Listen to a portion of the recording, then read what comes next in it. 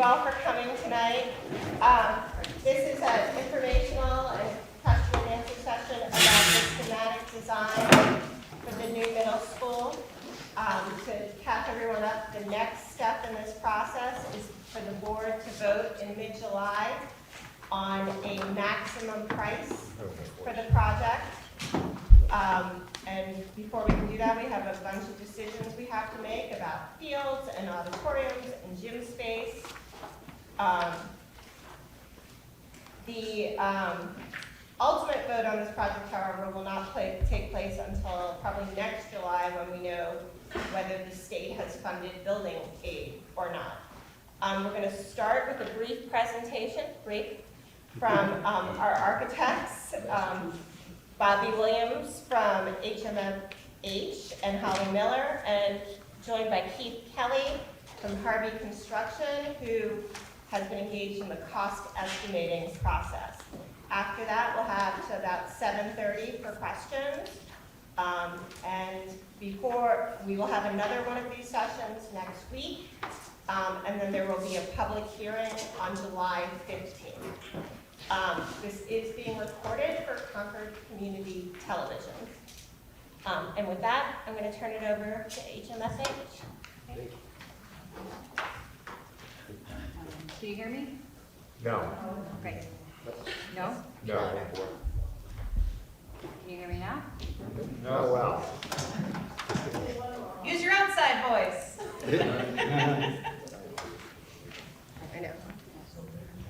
Can you hear me now? Oh, that's better. Yes, it's really Okay. give it. Yeah. Give it your all. Speak Sure. right into it. Okay, great. So I'm going to give you a brief overview of the timeline for the project. Okay. Right. Is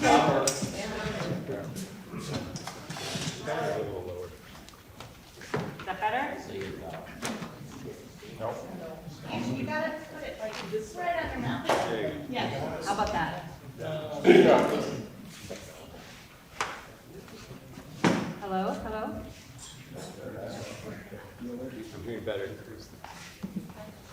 Well, Holly, please Okay. just project as far as you Okay, can. so we are going to start with the brief overview of the timeline of the project.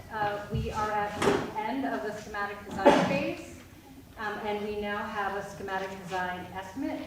I do want to let you know that we still are actually at the beginning of the process. We have 2 more phases to go, so there will be multiple opportunities for community input as the project progresses. The goal right now is, as Pam mentioned, is to set a project budget or kind of a capped cost so we can move into the design development phase and then the construction document phase. The goal is to start construction in January of 2026, and construction will last a little more, around 2 years, 24 to 28 months. There will be multiple estimates that will be completed during the process. There will be another estimate at the end of design development, and then another estimate at 60% construction documents. Next slide. So as I mentioned, we are at the end of the schematic design phase. The next phase is design development. So there are some big decisions that need to be made before we can move into design development. Big decisions like the size of the auditorium and the gymnasium.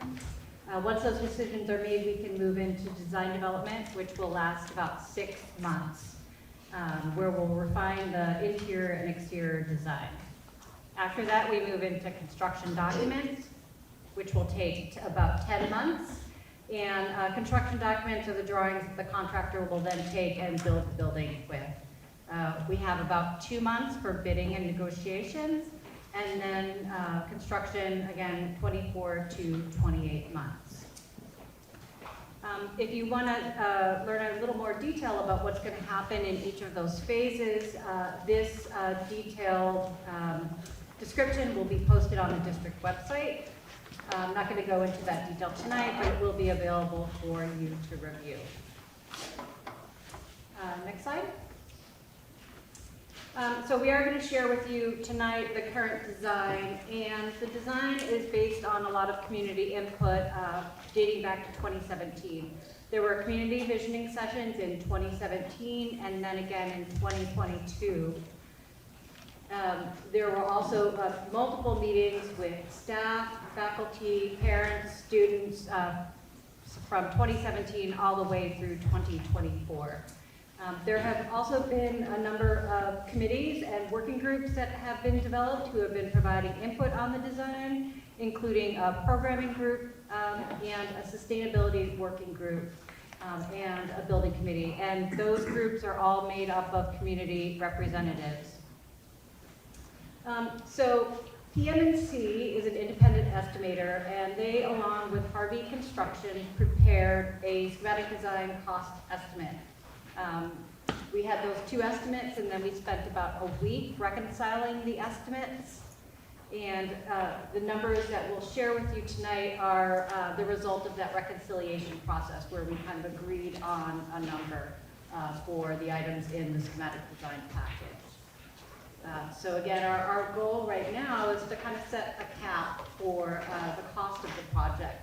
And then we can move into the design development phase and sort of design to that number that the community establishes and feels like is right for this project. I just want to note that the estimates that we're going to share tonight don't include any federal tax credits, utility rebates or incentives, or any state building aid. Next slide. So this is the current site design. Basically, the site is accessed from the south, from Portsmouth Street to the south, and we have a parent pickup drop-off area to the south of the school, along with the main parking area.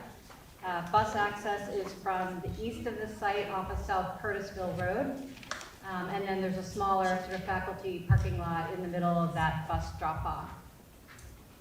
To the north of the school, there is a large multi-purpose game field. And then to the right of that game field is a practice field that is surrounded by a running track. There's also a baseball and softball field to the west, and some basketball courts. So the school itself is a 3-story school, and it was designed to support the middle school teaming model. There are 3 team clusters per grade and a total of 9 team clusters in the building. The base design has a 900-seat auditorium, a 5,000 square foot multi-purpose room, spaces for band, orchestra, chorus, and music theory. There's also a wood shop and a food tech lab on the ground floor. The second floor has a 9,000 square foot gymnasium, a robotics maker space, and a media center. And then the third floor has 3 art classrooms, world language classrooms, and multiple language learner classrooms are divided between the second and third floors. The third floor also has 3 art classrooms, a greenhouse, and an outdoor classroom. And now I'm going to hand it over to Bobby to talk about the estimates. Thank you, Holly. Can everybody hear me? Yes. Great, thank you. So we want to talk about the total project costs, and I'm going to kind of break down what's in these numbers, and then we're going to take you through what the choices that we're here to talk about a little bit more, and what the school board is going to be battling with over the next, or dealing with over the next few weeks. The estimates that came in recently, it's a range of 136 million to 166 million. The reason for the range is we did provide a lot of cost breakouts of the cost drivers that we knew would be factors that would help us get to whatever budget the city of Concord wanted to get to. So at the top end, at the 166, everything that Holly just showed you in the site and in the floor plans, that's in the project. Sorry, just gonna do the next step. So one of the most difficult things about construction projects is really understanding the difference between total project cost, the building cost, and soft costs. So I'm going to try to take you through what's in those numbers to help you understand. On the left side, you see construction, which are hard costs. This is the physical materials, labor, everything that it takes to construct a building. That's the hard cost of the project. So if you hear the building cost $105 million, and that's the construction cost. That's the hard cost of what it costs to build the building. Included in that number is what we call a CM construction contingency. So Harvey is a construction manager. They're on our side. They're hired by the owner to manage the construction project. As we go through the project, this contingency is used to help for, at the time of bid, there could be certain things that were overlooked, certain things that were not fully defined, and they'll use that money to help stay on budget and not to pull from the owner's contingency. On the other side of the aisle is the soft costs. These are the owner's costs. These are the costs that have the designer's fees, all the architectural engineering fees in it, the pre-construction services. So what Harvey's doing right now is considered pre-construction services. There's legal, accounting, land costs and surveys. There's various study fees that studies that have already occurred are in this cost right now. Permitting fees, the fixed furniture and equipment that are going to go in the building in the future, and the technology. There's all budget line items that are just budget line items right now that make up those soft costs. And as hard numbers come in, when you start to purchase, you see the budget number you carried, if you come in under, a little bit of extras left over, and that would go maybe into the owner's contingency. So there's just a lot of work that happens now to plan the project to ensure we're covering the owner's risk to get to that project budget in the end. In addition to that, I said technology, there's also a clerk of the works that the owner will hire. The owner will hire a clerk of the works that is there to watch the contractor as they're developing and ensure that they are following the drawings on a daily basis, and they'll do field reports. They'll also manage the testing companies that will come in and do soil testing. They'll do structural engineering testing to make sure that all the bolts and every single bolt that's put on is cranked to the right torque. So there's just a lot of additional funds that are in the soft costs that are into that number. So the two numbers, the hard cost and the soft cost, make up that total project cost. Sorry, that was a lot, and if there's questions, I'm happy to answer that in a more succinct way. So I want to talk to you a little bit more about the choices now. So you can see the project cost at the bottom of the $136 million, and the construction cost, which is the $107 million. So that, again, that's the cost we just talked about, which is just the building. And the lower number, it includes a 6,000 square foot gym. It includes a multi-purpose 5,000 square foot stage with a stage, so it's more like almost like what you're sitting in now, a gymatorium type area. And it has that because it does not have the auditorium. There's no greenhouse, which I think probably showed you there. Air source heat pumps, this is the mechanical delivery method. It's has the lowest first cost of the three options that we're studying.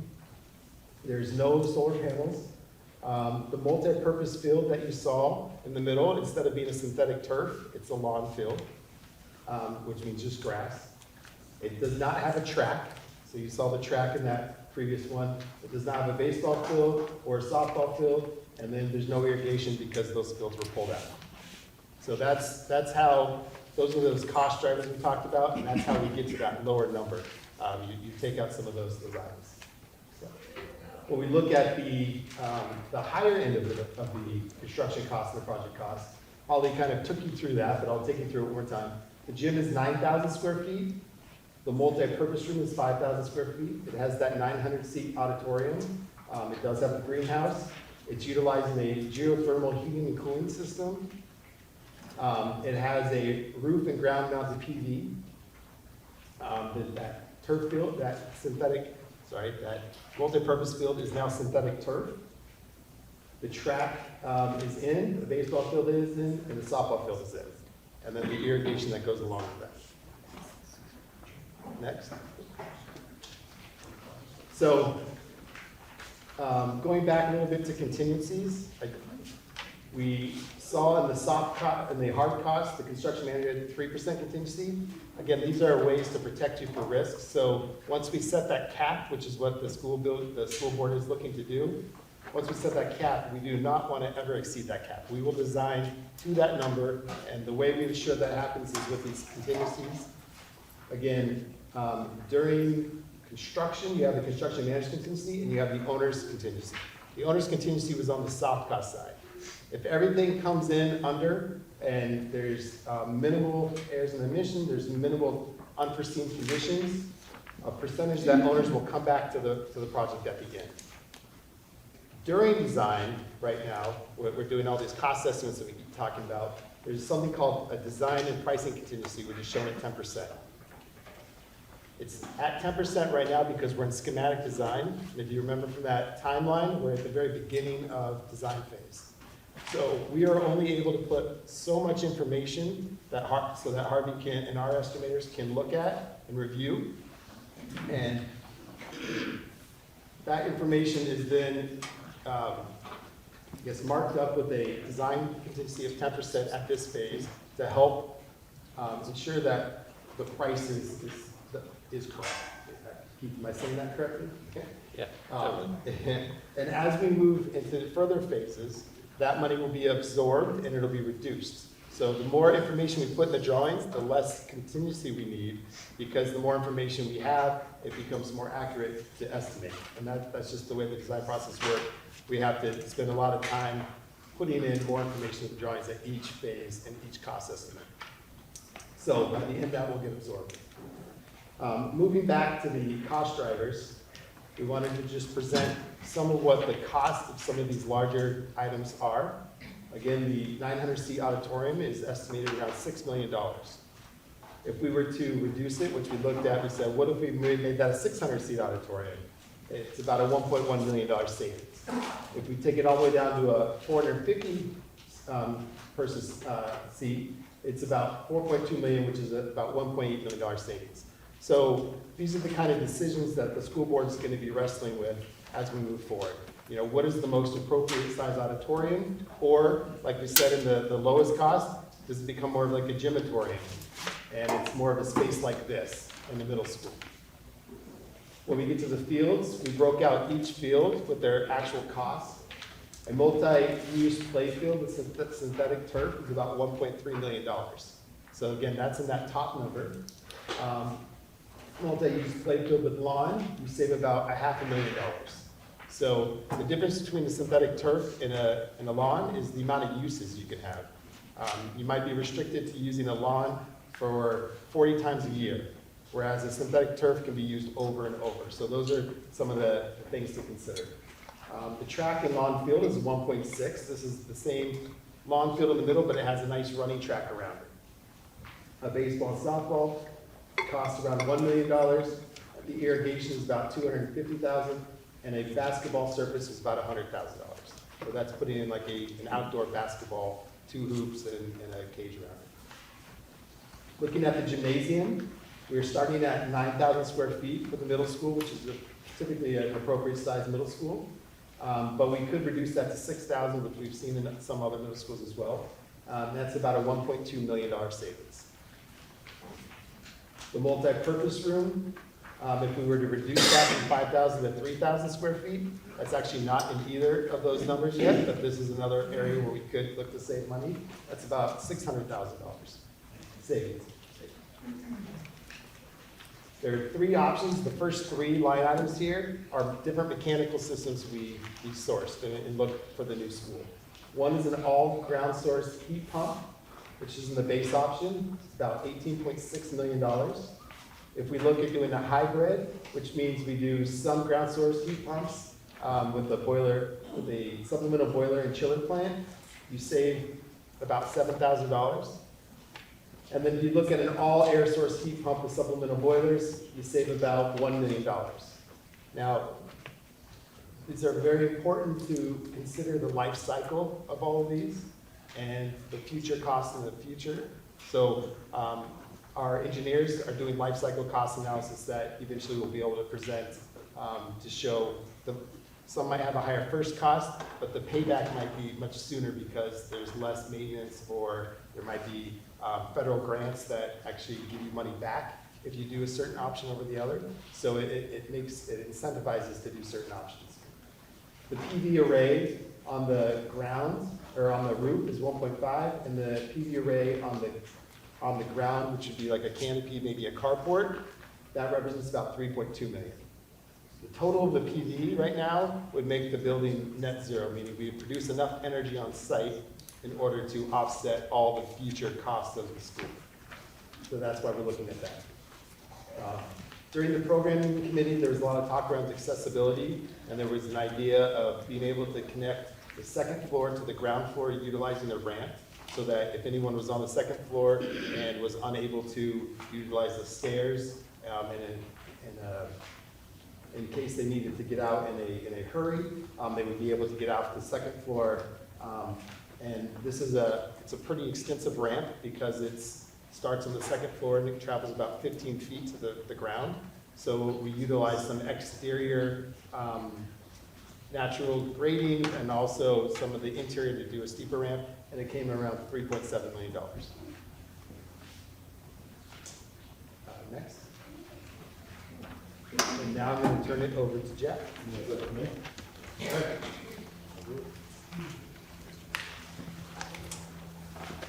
Good evening. So the potential impact of this project with a total project cost of between 136 and 166 will be a wide range at this stage. So we're going to show you two examples. The first is to take the new middle school and use the board's facilities and renovation trust fund. This would assume that there's no building aid, that Concord would pay 100%. The board again would use its facility trust fund to mitigate the tax impact. With the price of that project, which you saw tonight, between 136 and 166, that additional impact over what you pay now would be between 82 cents and $1.31 per thousand. So on a $350,000 home, that would be a $287 to a $458 increase. $287 for the 136 and $458, 166. Then after that, it would go down as the debt declines. As you see there, in the second year, the 287 now goes down to 270, and the 458 goes down to 430. Now we'll take that same scenario and add state building aid to it. So again, you get building aid, we pay 60%, state picks up 40%. We also use the Facilities and Renovation Trust Fund. That brings the project down, that 136 now comes down to 87, 690, all the way to 118 from 166. That would cause an additional tax impact between 9 cents and 59 cents per thousand. In the first year, so a $350,000 home would see a $32 increase to a $207 increase. That second year, that $32 that was raised would drop down to $29, and that the higher number would go from 207 to 182. Again, this does not include any type of federal rebates, any other incentives, the Inflation Reduction Act, what the bids are. This is just taking the schematic design numbers and giving you a snapshot of what the potential impact is. We also included this slide just to give you a broad overview of the costs and what we kind of did to come up with that, and also note what we did when we did this building that you're in, the three schools at the same time. We did 29 different bond schedules of various letters and ways in order to get to a affordable rate and also look at it fiscally to be able to set up for this project, which we knew was going to be in the future. The bond is assumed at 30 years at 4.5% right now. The financial advisors are very conservative. So we will see what that will wind up doing once we hit the bond market and as we go through this process.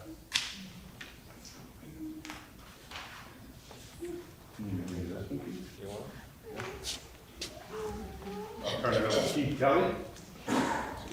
So a couple of things here. This slide represents the comparison between Nashua Middle School that we are just completing. It's going to be open for business open for students in this fall. The reason we're comparing it is because it's comparable size of building, and often buildings are related to each other by cost per square foot or size, shape, and the dollars that drive those costs. So this slide represents a comparison between those two projects. As you can see, student capacity is slightly different. The cost per square foot, I'm gonna jump off over that for a second, just to do a comparison of the program elements. HMFH can certainly talk more about the program on this project relative to what Nashua has, but there's no multi-purpose room in Nashua, there's no fitness room in Nashua, there's no auditorium. They have a gym, a cafetorium, so it's a cafeteria that has a stage in it, which has fly and proscenium and lighting and components such as that. The bigger difference, as well as you can see, is classrooms. 58 classrooms in Nashua versus 45 here. I'm not the architect, I'm simply the construction manager here, but there's obviously programmatic needs that are being met, one project versus the other. Back up to the second line.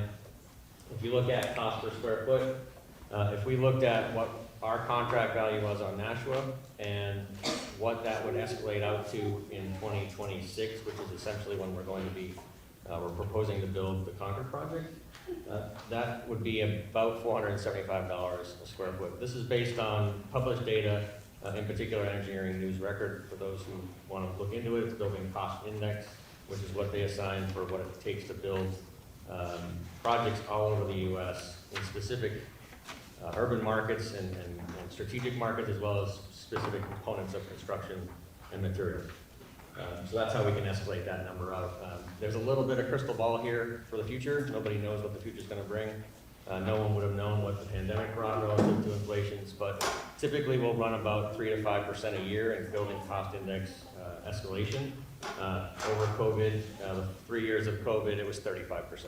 So you can see, no one knew that. We're not anticipating that again for 2026, but those are the numbers that we project out to get to that. So if you go to the column of Concord School, you can see that we're above that slightly, and I would say slightly at $20 a square foot is not a big number on the bottom side of it.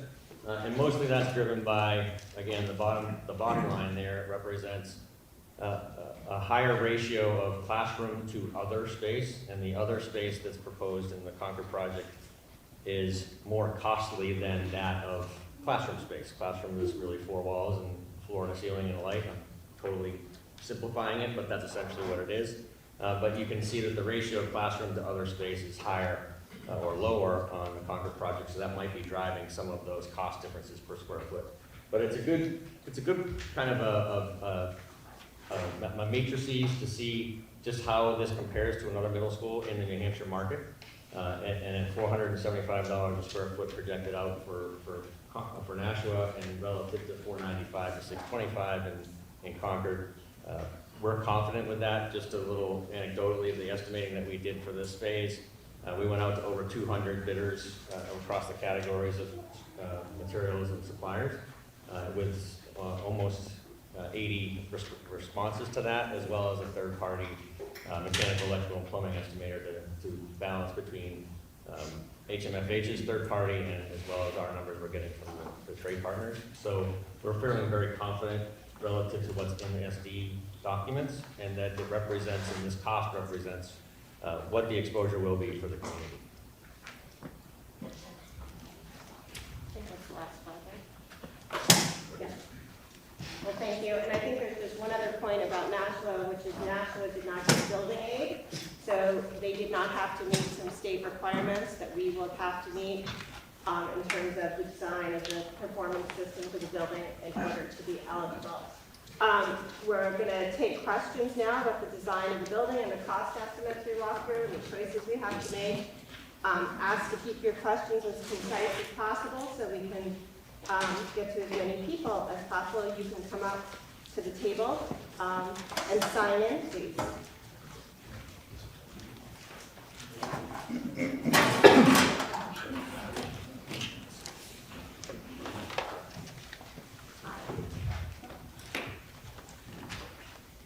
Can you hear me? Speak. Okay.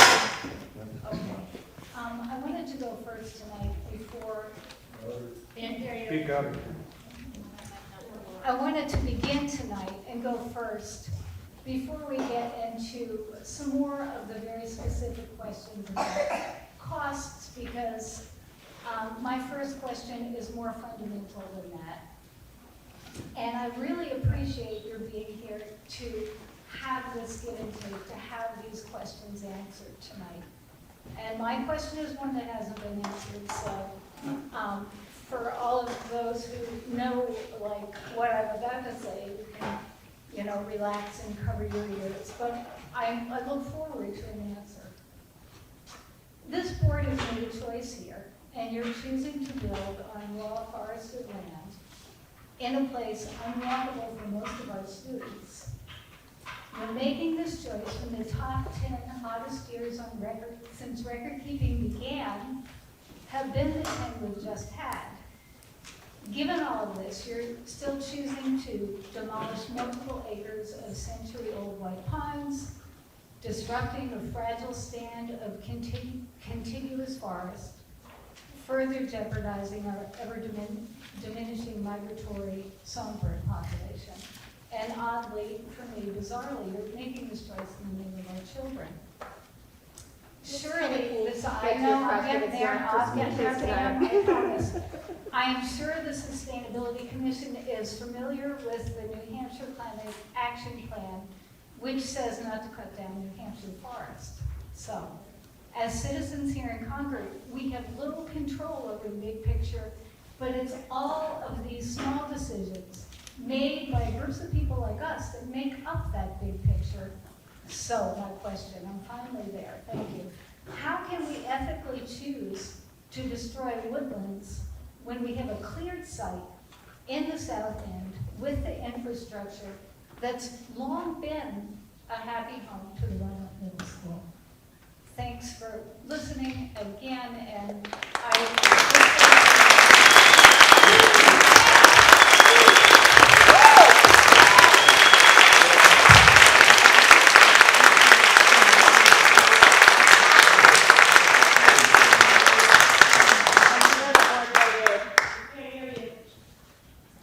As you know, the board voted in December on the location. I'll allow any individual members who want to speak for themselves about their votes. I will say that it is something I looked long and hard at. You know, the history of this site was decades ago, the city and the school district worked together to create parcels that were for permanent conservation, which adjoin the land, and land for a future school. When we looked at Runlet, it's a small site. We would be hemmed in if the community's needs changed in the future. It would be in people's backyards. It would cost more.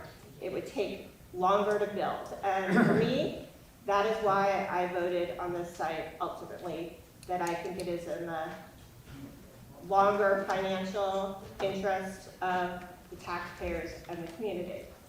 Others may disagree, I know you do, but that is where I was. If any other board members would like to speak? Thank you. My name is Bob Cotton. I first of all refer you to my turn article in the Concord Monitor, which appeared on December 13th, about a week after we made the board decision. I will also mention that I am a trail monitor in Concord. I monitor the Wynett Trail and the Backwoods Trail. I served for 6 years on the Five Rivers Conservation Commission. So I'm very conscious and aware and concerned about environmental impact. Having said that, I voted in favor of putting this broken ground. I will just mention that there are over 80 miles of trails in Concord that are maintained by the city of Concord. We are going to have very little, if any, impact on those trails. We are talking about somewhere between, the highest estimate I've seen is taking down 19 acres in the broken ground area. There are over 15,000 acres of open space in Concord. Just think about the proportions there. I'm not in favor of taking down trees either, Mrs. Kennedy. Having said that,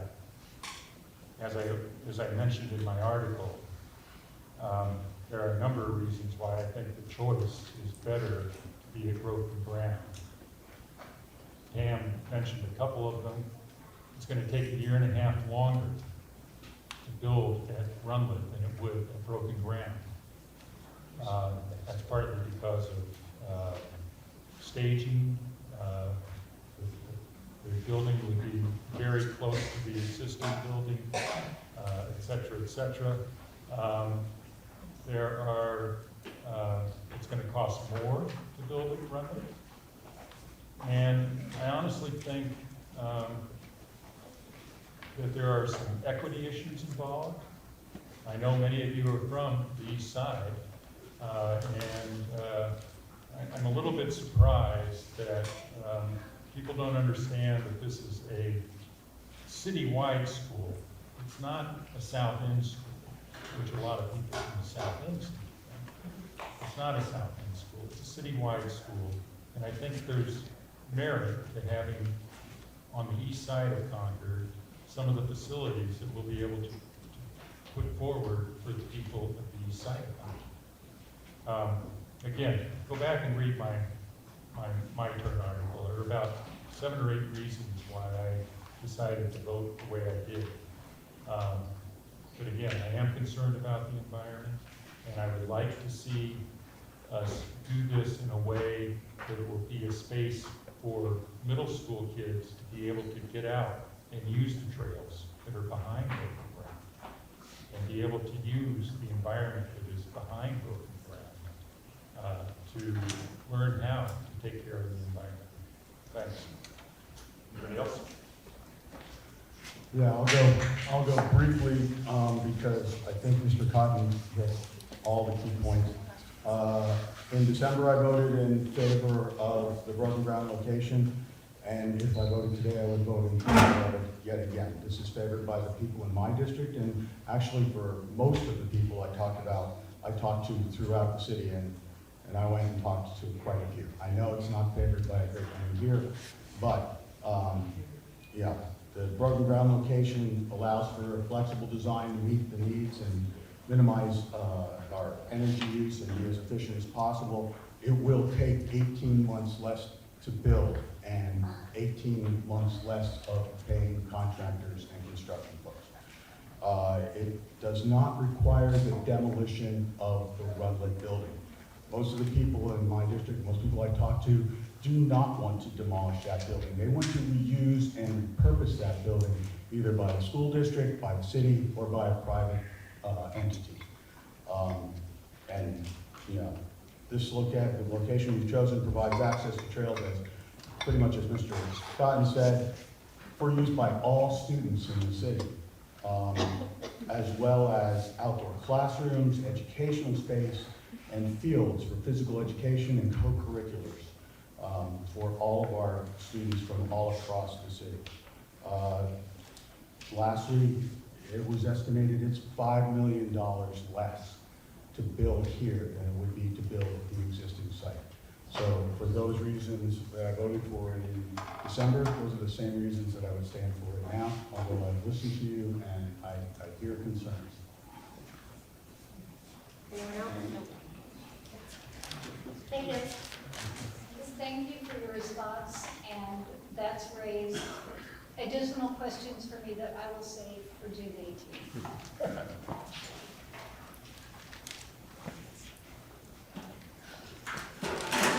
My name is Carl Sargent, and I live on Portsmouth Street, which is going to be greatly impacted. And I'm on the end, which is a very dangerous corner. As a matter of fact, the city engineer did it over once last year. The school buses couldn't get around the corner without backing. They did it again, and they took, and he didn't figure out, they could make the corner now, but it's the most dangerous corner in the winter.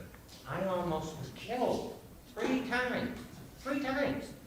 First time. Could you get your question, please? No, but I want to bring up why I want. I understand, but Yes, okay, I'll get off of that subject then. you can ask the But question. that is one thing that I am upset about, is about the amount of traffic that's going to continue to increase.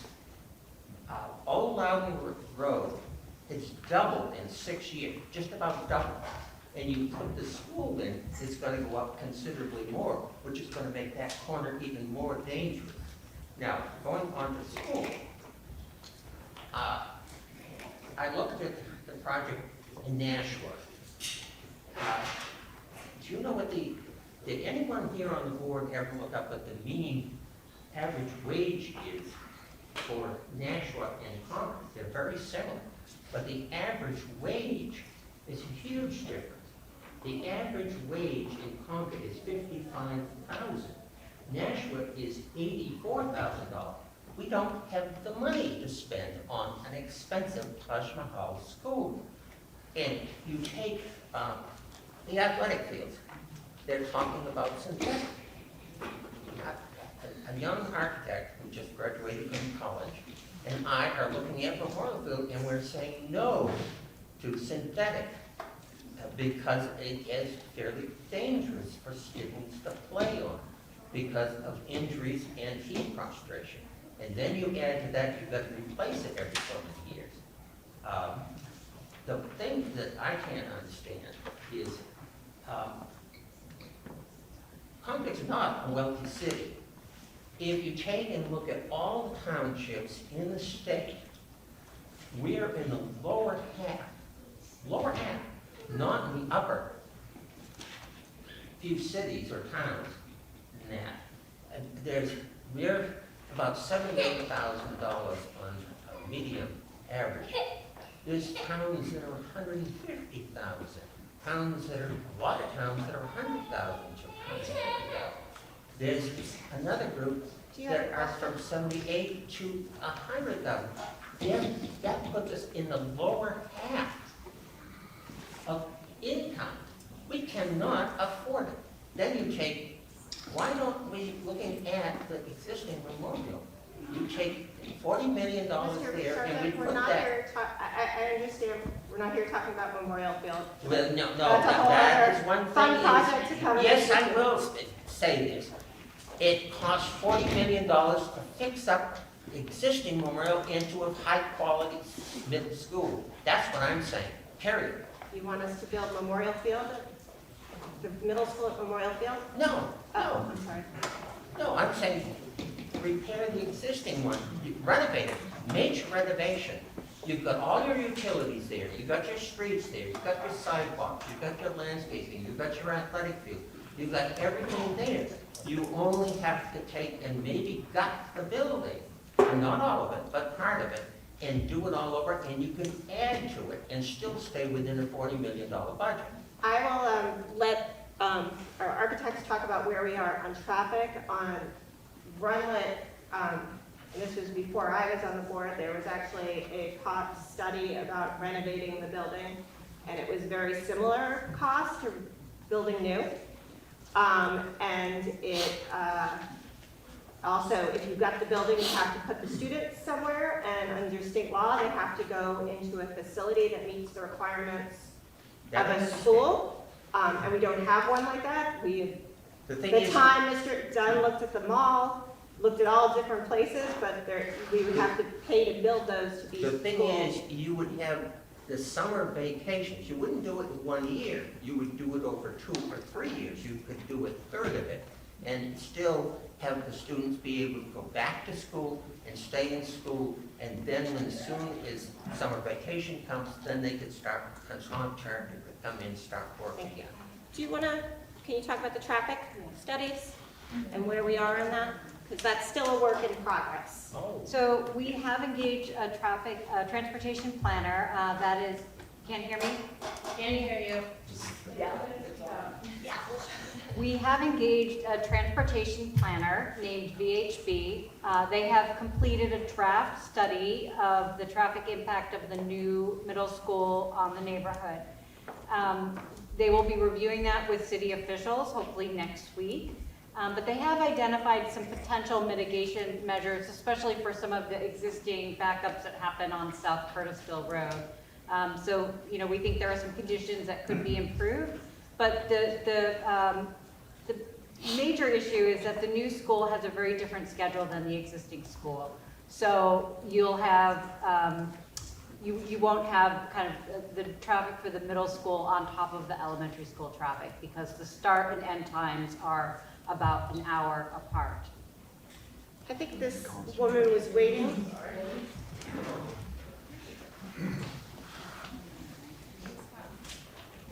You're welcome. We'll be brief, because we're not going to last. We're not going to last. Feel your pain, Mama. And I, Good for you.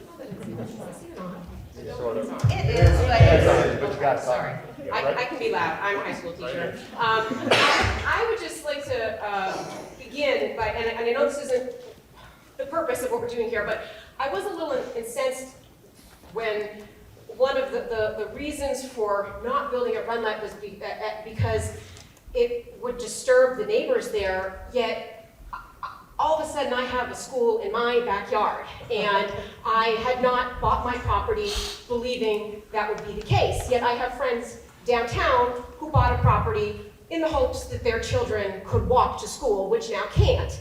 And I now will have a school in my backyard, which I don't want. So it's difficult for me to swallow that as part of a rationale for this being where the school should go. I also find it short-sighted that 18 months of inconvenience will determine where a school will go for likely the next 75 years. I think that is also difficult for me to swallow.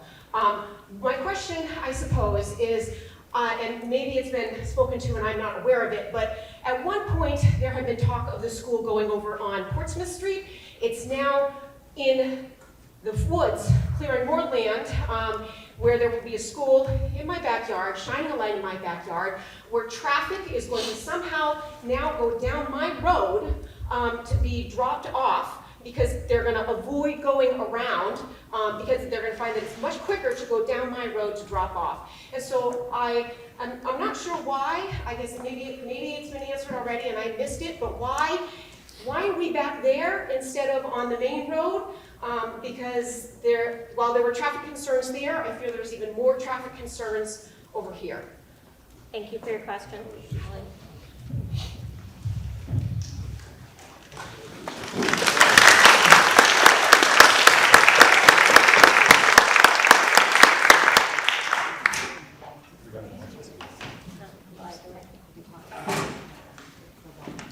Wait a minute, sir, they're gonna answer the question.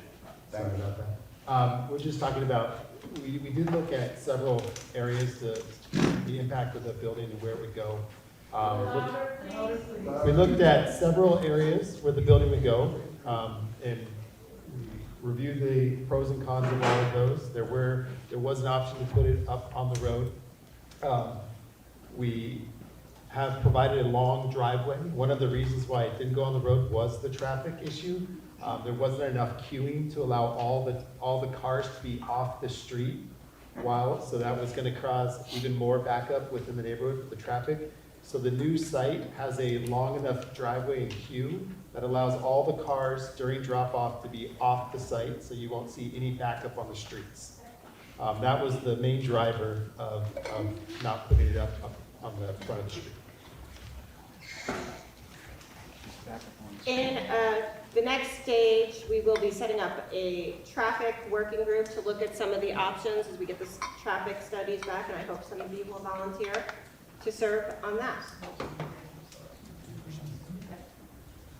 And with regard to lighting, that had come up earlier. We hear that, and we have asked and talked with our architects and all to be working on lighting that is, pointed down, dimmable, does not impact people through the nights. With regards to lighting, it still provides a safe enough light to see. So that's something that we're working on continuously, but it's something that we hear from everybody, and we understand it, and we'll be working on it. Adam, Elaine? Just to add to that, by regulation, we have to have what's called zero cutoff light fixtures, which means we cannot have any light from any site go beyond the actual property distance. So we will be choosing light fixtures with those zero cutoff fixtures so that light cannot trespass onto other properties.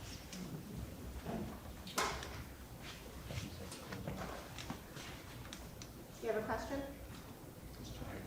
Oh, yes, well, Mr. Richards asked me the Yeah. hold off. No, now you can go. Actually, and I very much appreciate you held off so we could answer that one. All right, so can everybody hear me? Am I clear? Yes. Okay, so I have enough questions. I could go for an hour myself, but so let's get to it. So natural cost, GSF, square foot, is that G mean grand total for square footage? What is Gross. the GSF? Gross square footage. Oh, kind of similar. Yep.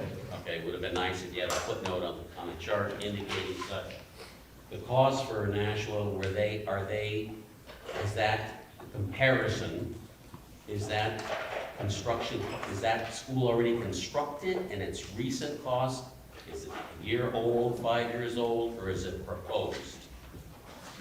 That school is about to be opened this fall. About, so it's It's current, accurate. so it's about 2 years back, but it was bid and built. It was bid in 2021, started in late 2021. Okay, we have a total contingency of 20%, but that is based on today, all these construction cost estimate are based on today's costs, yes? No, they're projected out to the start. So they account for some inflation? They do, They do. yes. So they go out into early 26. They actually we project costs out for any of the categories of construction out to the midpoint of the contract, of the construction schedule. Which So those is, actually go out to end of 2026 into early 27. okay?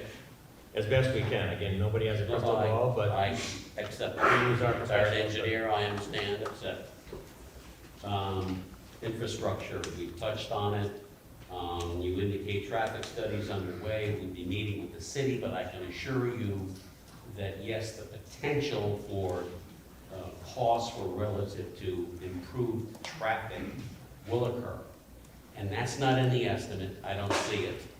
Whether it be street widening, four-way intersection with lighting, widening of both South Curtisville and portions of Portsmouth, it's gonna happen, and it's gonna be passed back onto us, the taxpayer. The same is gonna happen with water. Has a sufficient analysis been done by the city engineer to assure us that the water mains that are in place now are sufficient to provide supply? And then the same with sewers. Sewers, it's already recognized that sewer capacity in the heights is inadequate. They're gonna make larger interceptors, a much larger pump station. Has this new middle school been incorporated into that? Yes. Because Yes, we've talked with the city for both sewer and water. The city has an improvement plan that's scheduled to be completed prior to this project. That would provide a booster station for the area around here. Yep. So that will provide the adequate water.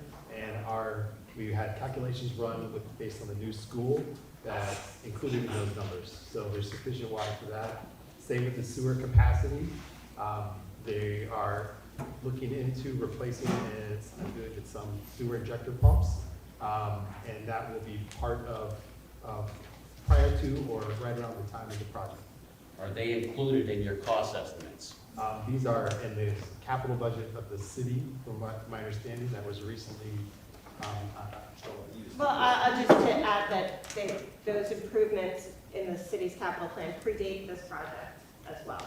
I know, but this may add to it, so the point is, it's somewhat disguised that these infrastructure costs, all three, water, sewer, traffic, are not clearly articulated in the cost estimates, yet they will fall back on the no doubt the city's capital budget, but again, it falls back on us, the taxpayer. Right. those costs again were predated, and all the upgrades that were planned by the city will account for, and they're not increasing them because of the school. The school falls with those upgrades, it's my understanding, the school is in line with all that, so there shouldn't be any additional cost for this project for those, is my understanding. If I might, without a mic, I can probably be heard. I'm told by the But you neighbors I can't be don't. heard on Concord Television, who we're taping this Oh, okay. for, so, but when you get up to, Well, I'm wondering why all the updates in sewer and water were done before the school was even being considered. my understanding is that there are certain neighborhoods that have water pressure issues right now. I'm not a city councilor, so I can't speak to the city, for the city at this point, but it has been in their plans for a while. And we do have other people waiting, so if you have any, if you could wrap up your questions. So Give in some trying to other people a prepare turn. for questioning for this meeting, I did go to the city website, the school district website. This agenda was not on the website. It's appalling. The website showed the meeting minutes for June the 6th, which I also wanted to attend. They should be posted in advance of. They were not. So when I went to it, the meeting minutes for tonight, the agenda was shown for June 11th, and it reflected back on June 6th. Someone corrected it, and in these handouts, it does say of today's date for a 6 p.m. meeting. You need to do better for They were working on this $175 till 2 meeting. p.m. Working on Sorry. it, you've been working on it for years. This type of agenda for this type of Taj Mahal needs to be in advance, a week in advance, so that we can adequately prepare for it and have intelligent conversation, not the day of or the day after. Thank you for your feedback.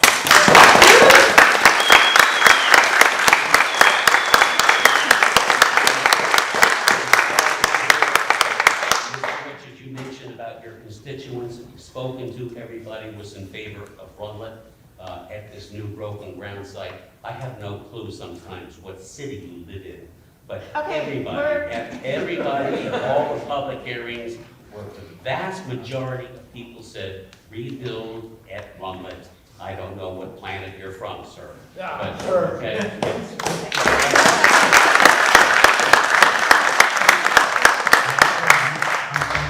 Concord, which extends into 1, 2, 3, and 7, 8, 9, 10, and 4, 5, 6, 12. I have some, and the question is the fact that public comment does not always reflect the entirety of public opinion. Oh, understood. Okay. Thank you. Thank you.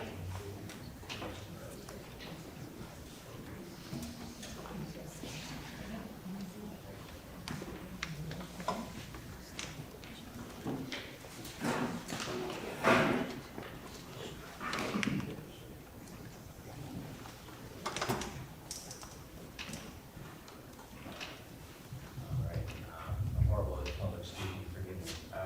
If you could just- All I gotta do is speak loud. Okay, I'd like to, first off, thank you all for being on the school board. It's a form of public service, and I think it takes a lot of pride to get up there, punch your bags while trying to do what's right for the city. Not that I agree with everything, but I appreciate it. We just moved here in January because Concord is very family friendly. We're near White Park, like we go on to everything. I appreciate that you think the residents on the east side should have more public services over here. I get that, I get the equity. We shouldn't be the only ones who can walk to school. But with that in mind, with the traffic study you're doing, have you, does it include an analysis of walkability and bikeability for kids in the neighborhood? Because I think that's something that we really value in historic downtown neighborhoods. He asked if it include walkability, if the study looks at biking and walking. The study does look at the pedestrian nature of the neighborhood. So that is included in the traffic study. We So, can't yeah. hear you. It's too bad somebody didn't upgrade the hearing in here. The traffic study does include an analysis of the pedestrian, the pedestrian access to the site. So that is part of the traffic study. Okay. Is it looking at the amount of students who would likely be able to walk or bike here? Does it look at the amount of students who would likely be able to walk or bike here compared to other locations? Because to my knowledge, a lot of the residents on the east side of the city and the Heights live south of 393.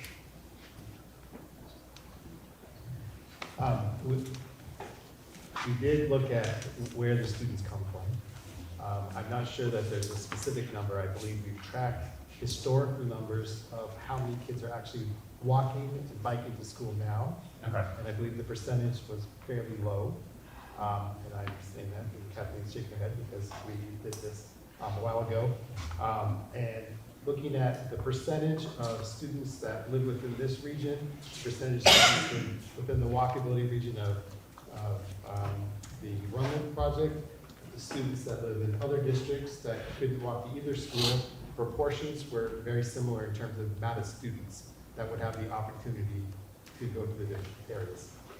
I appreciate that answer, thank you. Thank you.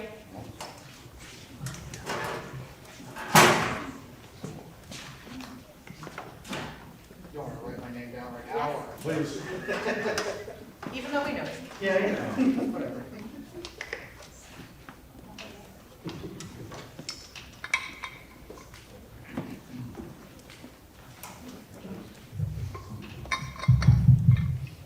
Hello, is this thing on? Mueller? Mueller? Very well. Gotta speak loud. You gotta go right in. Pull it out. Hello? Yeah. Can anybody, everybody in the back, can you hear me? Yeah, you sound great. Okay, cool. All right, just wanted to make sure. By the way, I dropped by, and while I was having dinner, Tom Croto stopped by and said hi. He wishes you all the best. Everybody's doing good. And I have two really short questions. I put them on my notes. And I'm gonna try and shift gears a little bit for economic reasons. So my first question is it possible to get any additional funds like grants or sponsorships that we can sort of add to the pool just to try and sort of alleviate the pressure for folks having to pay because, again, it's a metric ton of money. And then the other one that I have is, can we get any support from like local businesses, specifically from like construction businesses, since I guess the new building has like this whole woodworking workshop-ish area. So I'm wondering, like, at the high school, we have CRTC, which is, I would imagine that's talking to local businesses and you're, you know, taking architectural classes in order to build new stuff. So I'm just thinking, like, can we in part make some kind of like pseudo, like before getting to the high school CRTC program where we're just talking with local businesses and we're just trying to get their support as much as ours, you know, for them helping us in future education and also supporting them for as a local business. Thank you.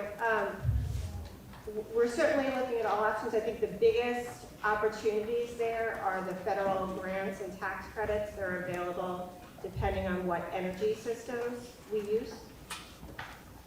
Okay, all right, Thank that you. was really it. Thank you. Thank you.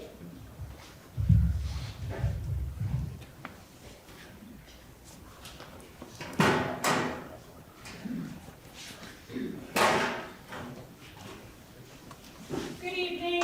Thank you all for being here and for the opportunity to ask questions. I think I'm probably loud enough for everyone. My question is, could you please describe your plans for determining whether your proposed site is a priority resource area, what endangered and threatened species are on this area, and what your plans are for environmental impact minimization? Thank you. I think there has been some studies on that of the architects speaking closely into the microphone, Holly. We have done a study. There has been a New Hampshire wildlife study basically done for the site. It was determined that there were no endangered or threatened species that would be impacted by the project.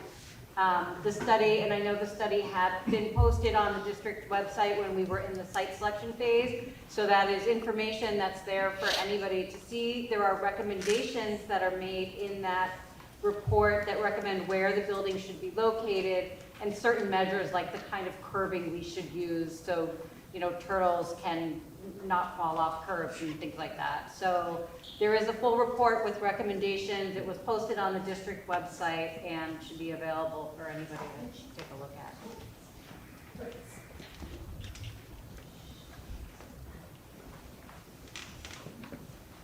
Good. Next person, come on down.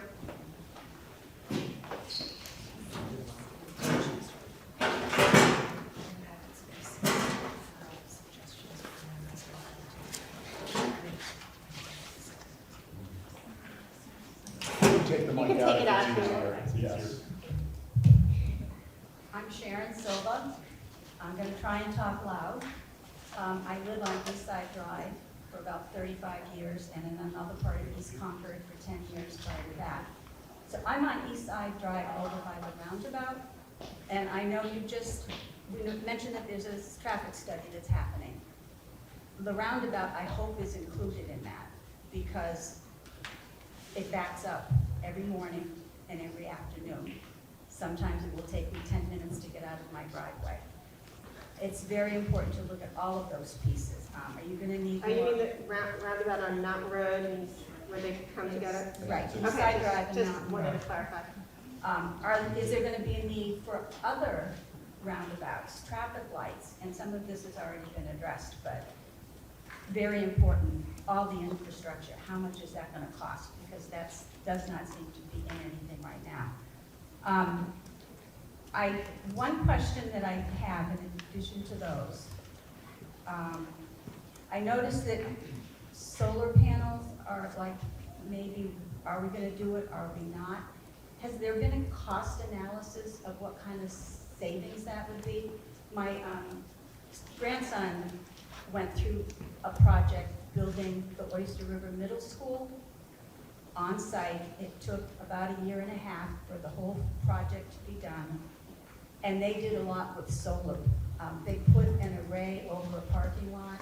I have no idea how much it cost, but it would be very interesting to know what the offset is. Yes, and I don't know if Ms. Boucher, who's been heading our sustainability working group, wants to add anything, but that we are looking at the payback costs and how long it would take to pay for those things. And several of us have toured the Oyster River. Your grandson did a great job. Or your son. My son-in-law, he was on the building committee. Hi, I'm Liz Boucher, and I did go visit Oyster River last week with Superintendent Murphy. That was something I wanted to see as I'm the chair of the Sustainability Committee. I thought that was very important that I see a construction of a building that is as sustainable as it is. We met last night, the Sustainability Working Group met last night. We have a lot of great individuals on that committee, including a forest ecologist, so many people who have a lot of experience. In terms of what the recommendation to the board that came out of that committee meeting, you can certainly read our minutes listed from any of those meetings. So I encourage all of you to be reading any of these committee meeting minutes, to listen to our board meetings. A lot of this stuff has been discussed in those meetings and explained. And in that sustainability meeting, a recommendation from that meeting, we are going to be recommending to the board to put as many solar panels as possible on the actual building, can protect the roof, and we can end up not paying for electricity if we are able to supply all of that. It may not be on the actual roof of the building. We may need solar arrays, but do those need to happen right now? Not necessarily. Those could be added for any canopies, but to maximize what we have. But it's well worth it to put that as much as possible solar so that we can reap in the benefits of today's incentives and tax rebates. It would be somewhat foolish for us not to do that in terms of the payback that we're able to see from.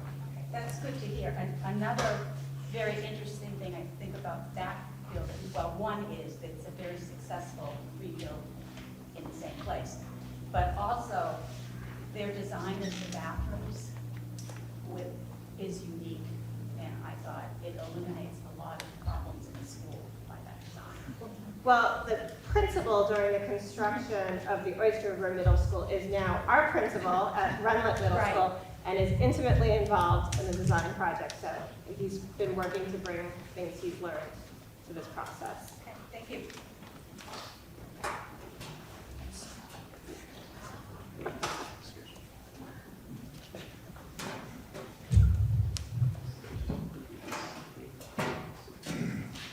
Good evening. My name is Jeff Wells from the West Side, Ward 5.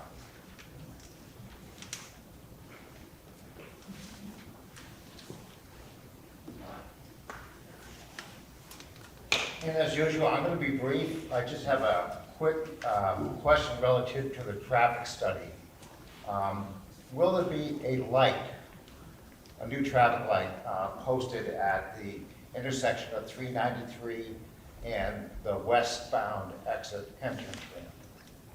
Good question. Actually, there is a bridge revitalization program project in progress right now, and actually the state is looking at if that intersection needs a light or not, and that is part of the bridge revitalization project.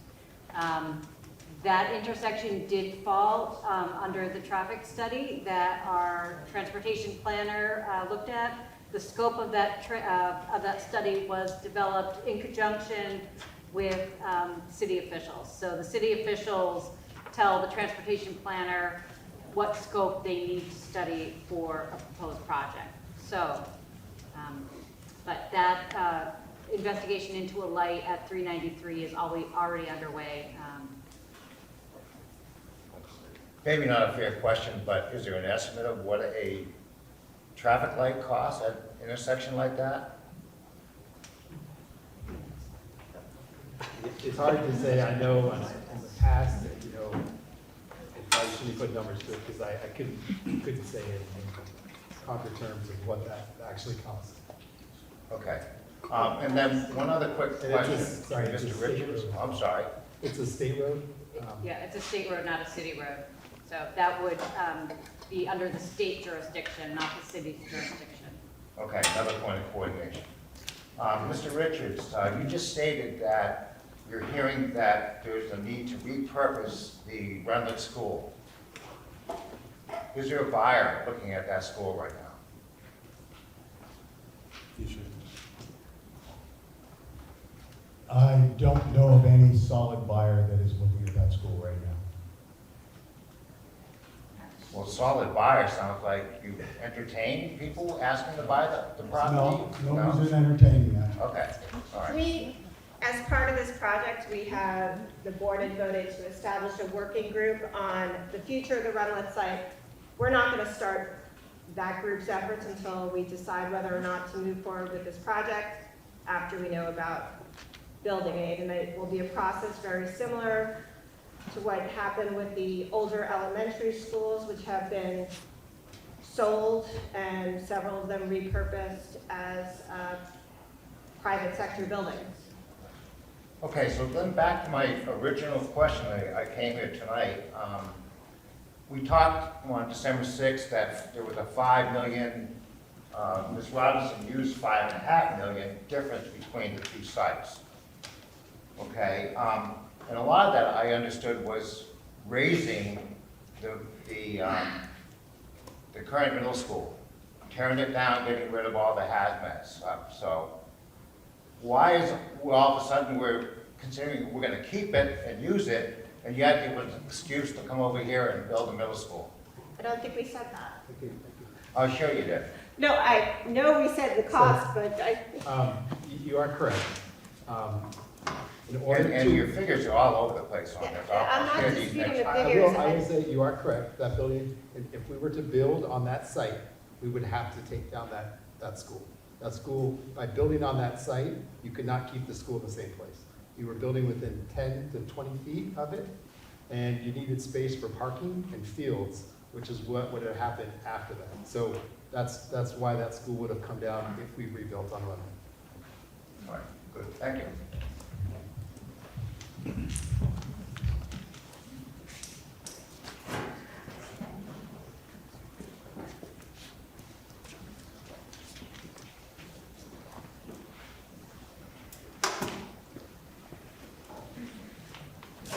Good evening. Thank you very much for being here tonight. I believe that people are the most important part of our children's education. Runlet tested in the 21st percentile in math and the 44th percentile in reading. How will this expensive building bring up those test scores? Mr. Richard, do you want to talk about the work you're doing at Renwick? Sure. Again, Jay Rashad, middle school principal. One of the things we're working on in terms of designing a new schedule for next year, where reading will be a priority. We also actually have a reading block. And, you know, I've been very blessed and fortunate to be here for a year, and I share this opportunity to anyone in this audience. If you want to walk with me any given day during the school day, make an appointment and walk around the school in terms of, and have conversations about the learning environment. For example, the amount of times kids have to walk by classrooms to get to other locations, which can be a significant distraction for middle school students. I think what a new school would afford is a much more calmer, quieter learning environment for our entire population of students. So that's a big priority in the design goal, what you see where you have team locations where students do not have to walk by busy classrooms or learning environments as they do right now. So I'm confident that it'll provide a calmer environment for our students, without a doubt. In terms of the reading scores, we're creating plans now. Again, I just shared the example of a schedule for next year. We're going to provide more reading opportunity and intervention time for our students. Thank you. And I'd add to that, that I agree with people that particularly the teachers we have in our classrooms are the most important part of our students' education. But the fact is that there are significant problems at Runlet that would require significant investments for not a better learning environment. And that's really the choice, is that we could invest in replacing lots of roofs, and an HVAC system that is well past its time. And while we're doing that, we will get to expose all the asbestos that we have covered and keep away from our kids. And we'll spend a lot of money doing that for a building that isn't a better learning environment. Thank you. Thank you.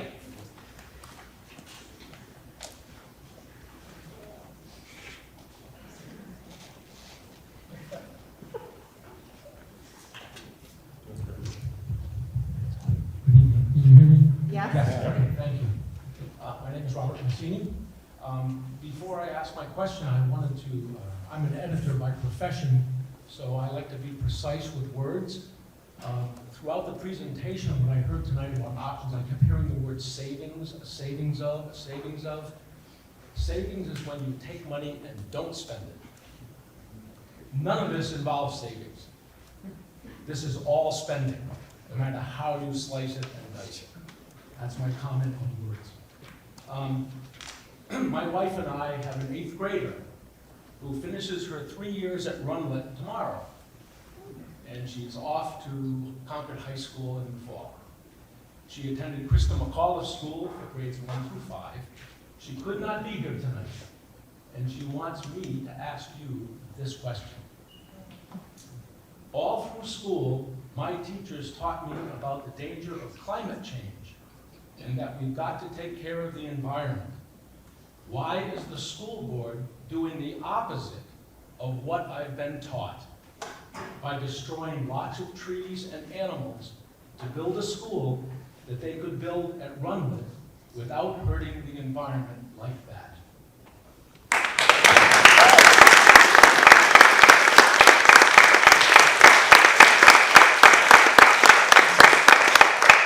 We've gone over our answers on why we chose the location we did, as well as the wildlife studies. I will say, my 5th grader is leaving Krista McAuliffe on Thursday, a school I adore and have loved, but also look at as, you know, when we talk about our preschool program is growing, as, you know, children have more needs. And we can't put a preschool at Krista McAuliffe because there's no space.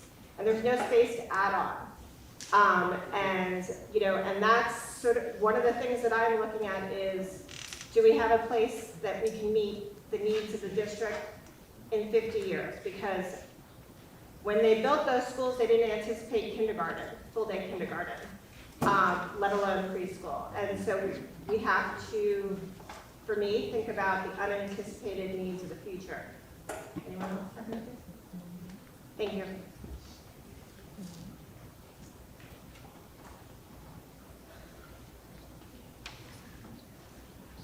Sorry, I forgot to sign in.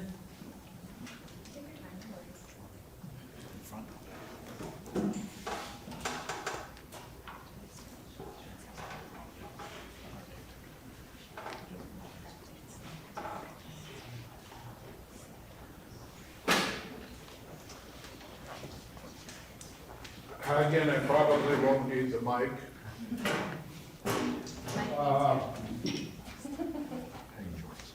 I was born over 80 years ago in East Concord. Fortunate enough, me and my wife had 4 boys that all went through Concord schools. To this day, they are all doing very well in the schools that were here. And while I totally agree that children are our most important asset, also their parents are very important assets. And if the city and the school board, whose autonomy I have always questioned, goes through and keeps raising our taxes, especially when you're in your 80s, maybe Concord will become a ghost town. We won't need any schools. How much consideration was given to upgrading our present schools instead of spending and there's only a $30 million difference between the low and the high costs. How much consideration was given to that? I'm assuming the entire school board lives in Concord, New Hampshire. We do, and we pay taxes here, and I certainly understand, and Mr. Richards was deeply involved, and Mr. Cotton, because yes, if they did look at the estimates of renovating versus building now. I will reiterate that. I will note that I'm not 80 yet, but I'm over 70. And I'm retired, and I understand the pain. And we're doing our best to keep the cost as low as possible, but to also serve the kids of today and the kids of the future. Because I think that's the most important group that we can work with. So I understand the pain that fixed income people are feeling in Concord. And I would suggest to you that one place you might want to look, as opposed to the Concord School Board, is go talk to the state. The state who's not providing adequate education funding. That's a different issue, okay? But just think about that. Just think about that. And, you know, I will guarantee you that I will do everything in my power as a member of this board to keep the cost as low as possible while still providing a quality education to our kids. And the reason we're not doing Rundle, we're trying to redo Rundle, has already been articulated in that we could try to fix Rundle, we could repair the roof, we could maybe take out the asbestos. The last estimate I saw, it was going to cost almost as much to do all that as it was going to be to replace it. And we still end up, as Mr. Richard said, with a school that doesn't serve the students of now and the future. If you haven't been in Rundle, it's not what kids need. And so just fixing Rundle is not the answer. But again, I'll do my best to keep the price as low as I can.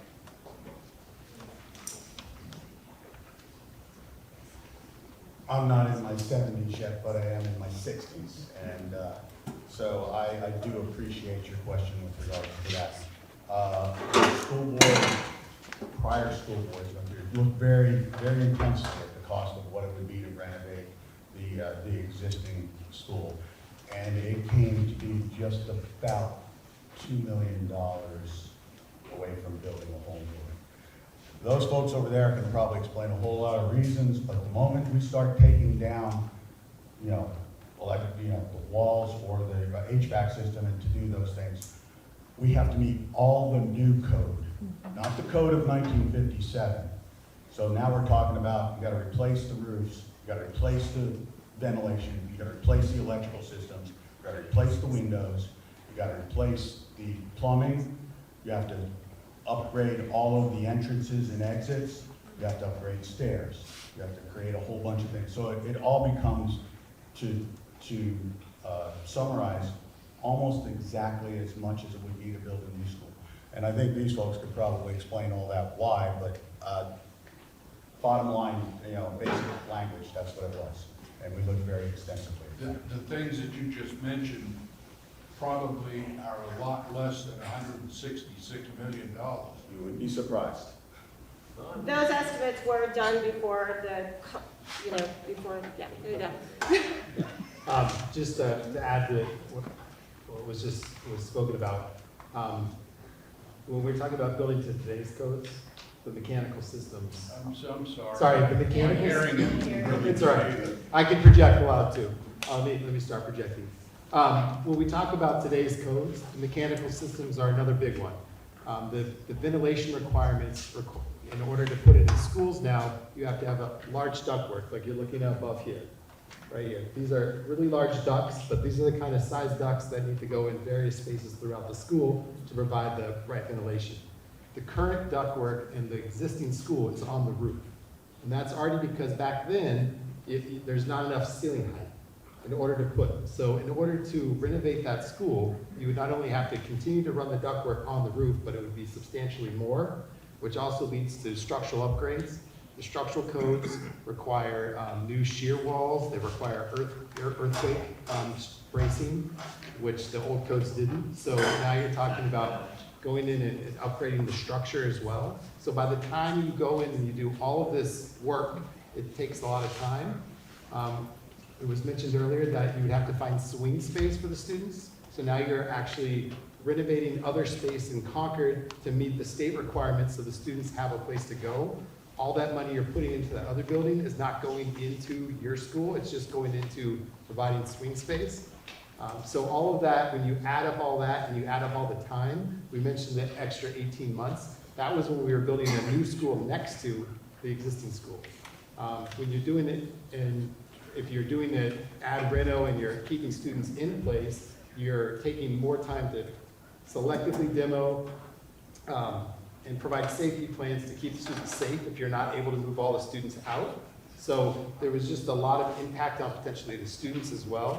And it was, as you add up all of those costs, that's where they start to add up and get close to the same costs as building new.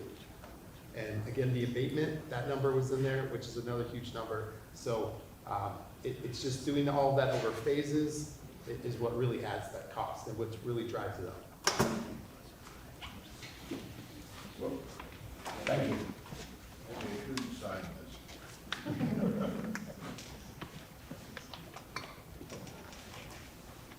While he's signing it, if the next person wants to come down.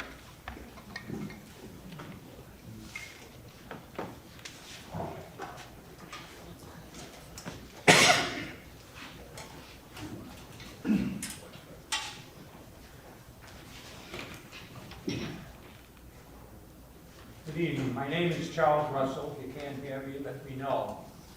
Not many people say that. I got about 5 or 6 questions. I'll keep the rhetoric down and ask the questions.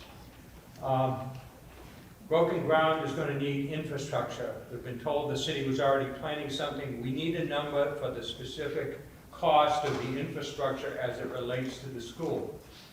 Number 2, on June 1st, 2021, I found an old paper when I was cleaning out my trunk that came from the architects, and it was from a presentation, I believe, over at Rundlet School. And the cost of the school was $80 million. It's now up there at $175 million, 135% higher. I'd like to know who raised it and why. My next question is, how can you set a cap on the price of the school, which I guess is going to be set or scheduled for a meeting July 15th, when you won't know what school building aid is until June of 2025, when the next state budget passes? The school building aid, the state rep from Concord and Hopkinton put in the school building aid bill to raise it to $100 million. Statewide, it went down in flames. Right now, $50 million for the whole state is what the school building aid is. 20 million of that is on the tail for paying off the McAuliffe School and a lot of other schools that we had building aid and a dozen years ago. When we compare the Nashua schools and the Concord schools, the Union Leader today has an article, or yesterday has an article, $92 million they built the school. Jack or somebody put up information. Nashua has 58 classrooms for $92 million. The comparison is Concord's getting 45 classrooms. Are we in the 13 less classrooms? Are we in the classroom business or the auditorium business or the parks and rec business? I don't know. Jack put up a number. He said something at some point, it could be as low as $32 per thousand for a $350,000 house. When we were looking at the clubhouse in Concord at Beaver Meadow, it was $10 million and it was going to be a $32 impact. Let's be realistic. I sat there the other night and the number was $500 to $750 on per year on a $350 million house. And my final query or idea is, everybody and their brother are selling naming rights. It's nice to honor people that might have been in the Civil War or World War II, but maybe Fidelity or Tom Brady or Brady Sullivan or even Steve Dupree might want to buy the naming rights to the school if we're looking, because they're not selling naming rights for cheap money. So those are my questions. Thank you, and we'll try and remember them. Jack, do you want to talk about the bond question? I think, there's a lot of estimates. I think the $32 is with building aid, and it is with this district has a facility and renovation fund. We have been district's practice for a really long time has been to set aside 5% of its budget for debt service, and in years where we don't have that amount of debt service, we put that money away. And that's to try and keep the tax rate as smooth as we can.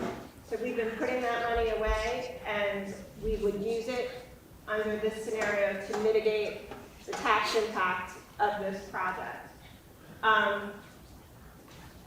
We are aware that we will not know until the end of the state budget cycle what state building aid we will get, which is why we are not going to be voting on moving forward on this project until next year. Just to answer one of your other questions, I mean, I think we are going to try to come to a not to exceed price starting in July. That doesn't mean that we're going to proceed starting in July.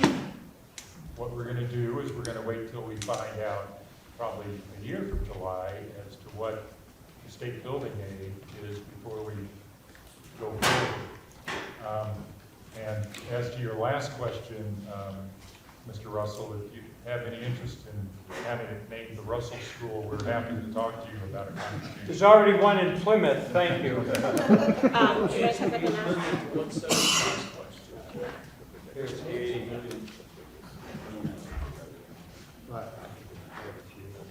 All right, let me see if I can remember. The first one was the cost of infrastructure. As previously stated, the city has it in their capital budget, so I think you have to refer to the city's capital budget to see what they're planning for those cost increases, because we don't have those right now. Sorry, the next one was the previous cost estimate, which I believe was in 2017, which was for $86 million. Unfortunately, COVID is what hit. And COVID increased the price of construction and all goods a significant amount. We have not seen those costs come back down. So that spike, I think, peaked, you said it was a 35% increase in 3 years. So that's one of the reasons for why. That was also construction costs, not project costs. So if you recall, I was going through what the hard costs are and the soft costs. So if you were to compare the low number of the new school. I think it's at 107 million versus 85, or the higher number, which is 136 million versus 85. So those are the numbers that would be more cost comparable from back in the day. When you're talking about the classrooms, the 58 versus 44, it's my understanding that the National School has a district-wide special education program, which is why they have a significant amount of additional classrooms. Those classrooms might be smaller because they serve different needs, so their numbers could be significantly higher in that case. So that's a big driver there. And is there any other question I missed there? Thank you. I read that article as well, and I think someone from the district also pointed out that they got to lock in their prices pre-COVID or early in COVID before we saw a lot of the construction jumps. We did tell people that we were going to try and get them out of here at 7:30, 7:37. So we get the last question of the evening. I was signed in. If I can have the last one. Yes. Okay, I'm Lori Rarian, and I have two questions. One is, what is the deal with permitting? Do you need permits? Have you applied for permits for wetlands mitigation? That's a follow-up on an earlier question. Maybe that information is also on the website, but if you could tell us about that. There are a lot of potential impacts, and there may be permits required, and I haven't heard anything about that. You said you had two questions? Yes. What was your second? My second is, how do we know that you're going to take any of the input that we've given you to heart? Because there is a loss of trust in this whole process for the city and the residents of Concord, and I'm very disappointed with your attitude and your speaking. Well, if I remember the questions, obviously you wrote them down and you did cover them all, but your trust building is remiss. I'm not taking notes, so I am trying to remember. Thank you for having this meeting. I appreciate all you do. You have a really hard job, and I don't envy you, but I just wanted to say, work on building that trust, because it's gone right now.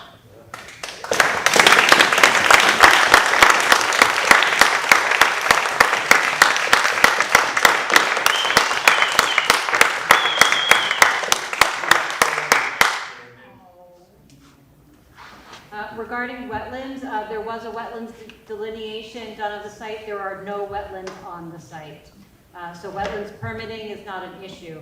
But just so you know, we have been meeting with the city of Concord. We've met with the development review group, I think 4 times now. So we have been in constant communication with the city, and we are kind of keeping them up to date on the project as it develops. Thank you.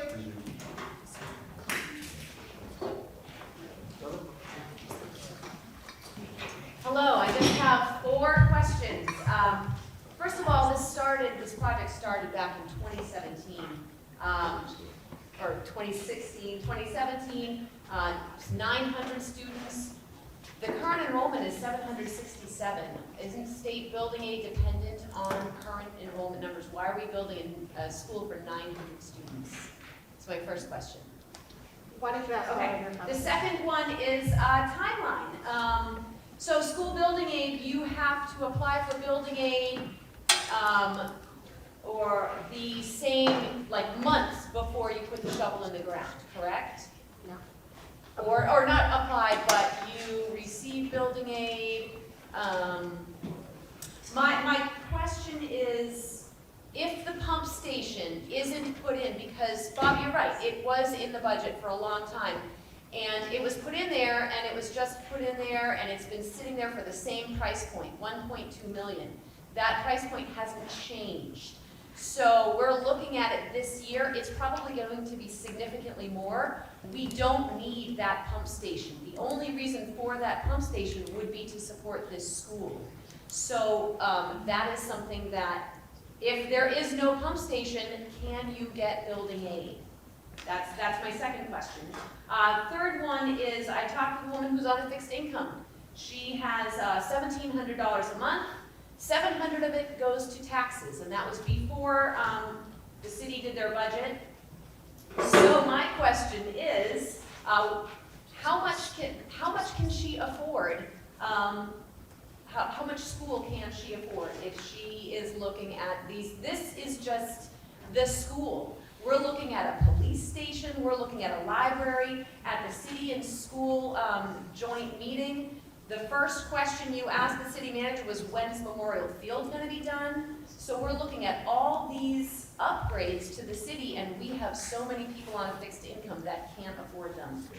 So what do you say to people who are on that fixed income? My fourth question is the building envelope.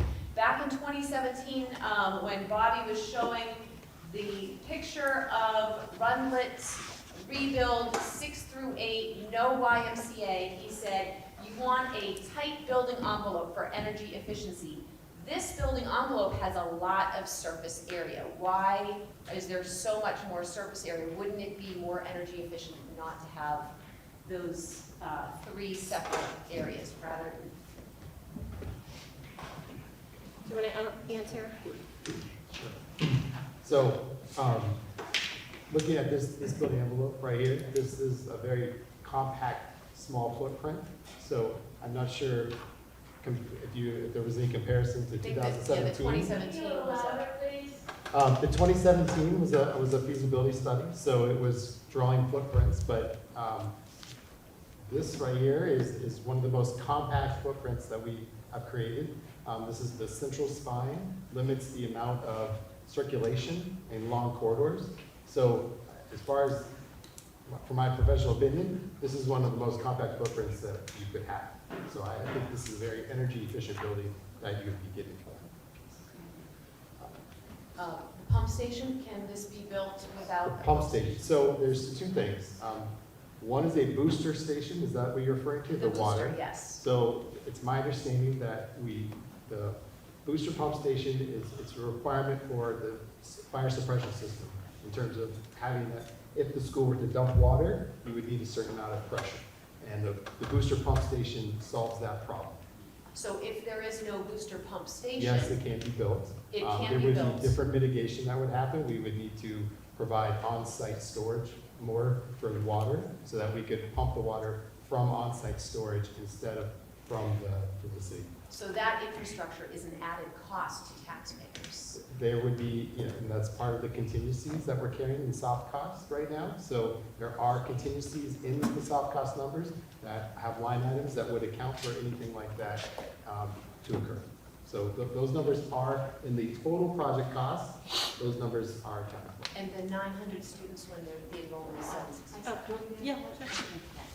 Actually, the methodology for determining the design population was part of the DOE Building Aid application. So if you take a look at that Building Aid application, it clearly, the state tells you how you need to calculate your design population. And that design population was calculated based on 2 demographic studies that were done by the district.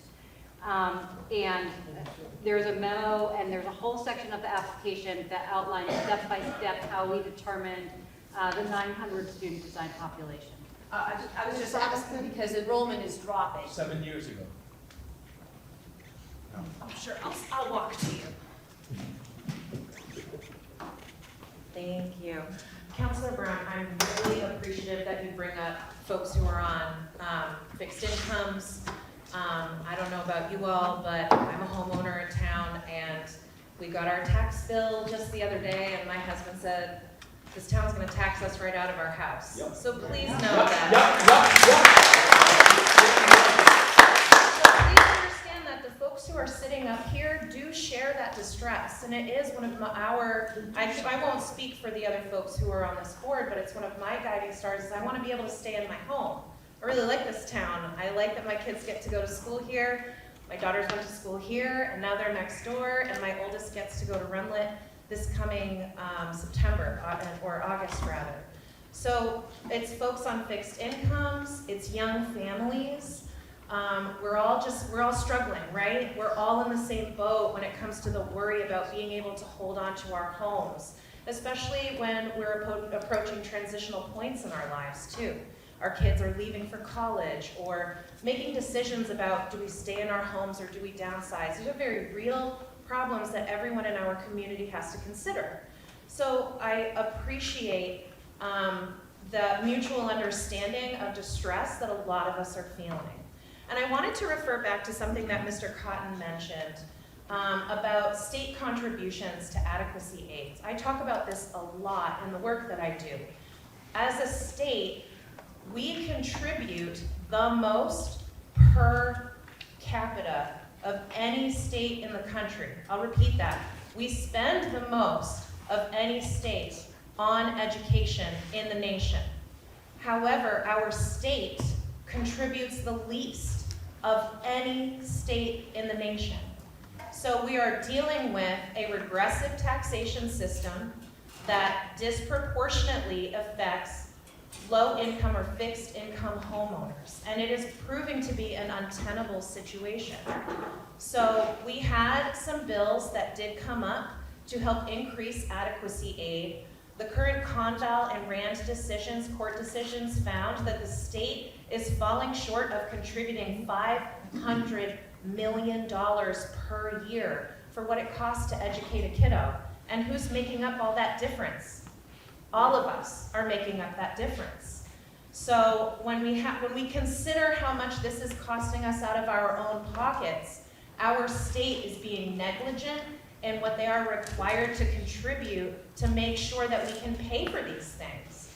So I share that concern with you all, and if we can reach out to our representatives, a bill that was in legislation this year was looking to raise the amount of adequacy aid by only $300 per student. And it died in the Senate because bipartisanly, folks said, we don't need it, our schools are fine. Our representation in our state house is not hearing our distress, and their voting is reflecting that.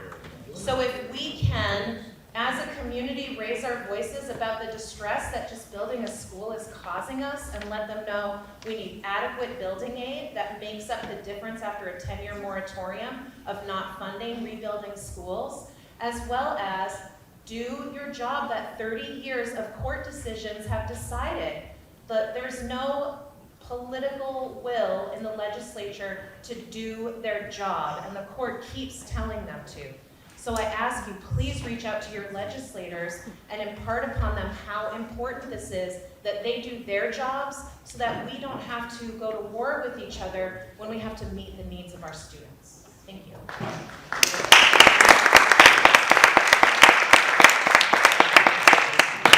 Just one other comment. It was already answered, but yes, we've got 767 kids in school right now. Why are we building a 900 student school? How many, you're a city councilor, how many new units are going to go into the city of Concord? Well, I will tell you that there are going to be a lot fewer, and they are not in this area. Oh, that's not what I hear is going on over at the Steeplegate Mall. We're building a school that's going to last for 50 years. I think it's very unlikely that we're going to continue to see a decline in the student enrollment when the number of units in the city of Concord are going to be coming higher and higher. Many of them are for senior citizens. They don't So have children. we have one last person per question and then we'll wrap up. Can you sit into the place like you? My name is Mary Blaisdell. I've sat on this board at one time. I'm listening to everything that has been presented tonight, and I appreciate the fact that you had this meeting for us. And I'm wondering about, this is the cost of the school, what you have projected here and everything. But I hear a lot of things that are not included, and because of this school, is going to affect all of us in our taxes. I wonder about the roads needing to be upgraded. That's not in your projection. I'm wondering about additional busing from students from other parts of the city to come here.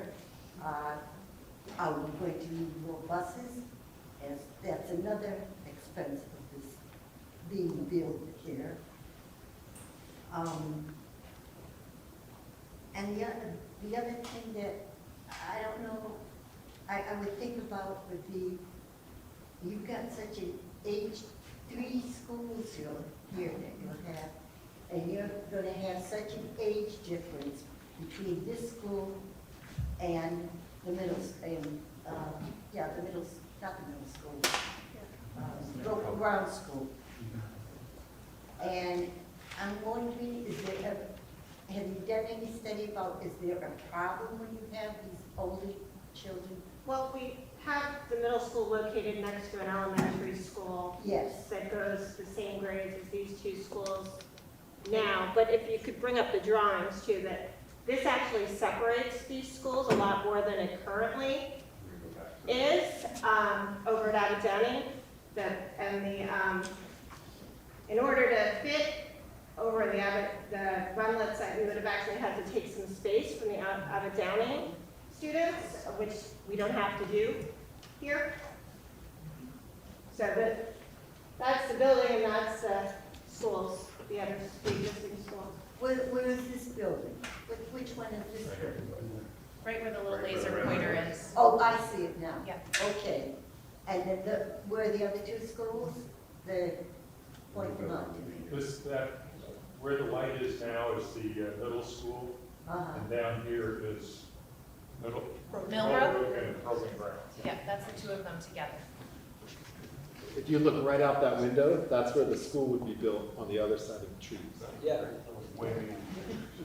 They're pretty close together, aren't they? I think they're further than Abbott Downing and Millbrook, Runlet.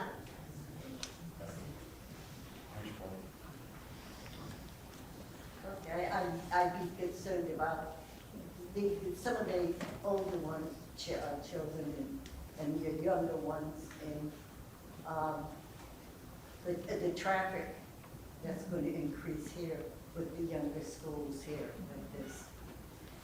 You want to talk about the traffic and the younger students?